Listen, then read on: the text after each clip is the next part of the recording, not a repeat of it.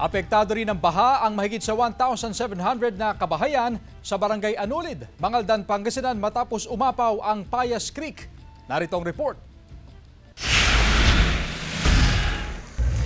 Pinasok na ng tubig ang mga kabahayang malapit sa Payas Creek sa Barangay Anolid, Mangaldan, Pangasinan. Nagmistulang ilog ang kalsada sa barangay. Lumulusong na sa baha ang mga residente na pupunta sa bayan. Sa monitoring ng mga opisyal ng barangay, bandang hapon kahapon nang magsimulang umapaw ang tubig sa Payas Creek. At dahil patuloy pa rin ang naranasang pag-ulan, tumaas pa ang antas ng baha sa lugar. Mahigit 1,700 na kabahayan ang binabaha ngayon sa Barangay Anolid at posibleng madagdagan pa ito kung magtutuloy-tuloy ang buhos ng ulan na dulot ng habagat. Nakita po namin na talagang yung level po ng tubig pataas ng pataas. Kung hindi po namin naituloy yung dredging na doon sa Purok 1 hanggang Purok 6, malamang sa malamang hindi lang ganyan po yung level ng tubig ng baha.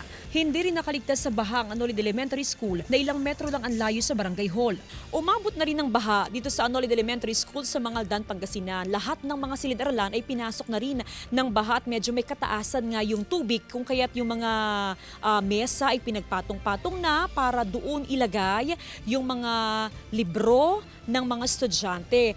Matindi yung baha dito sa school dahil yung Payas Creek na umapaw ay nasa harapan lamang ng eskwelahan kung kaya't sila ang pinaka-apektado ng pagbaha na ito.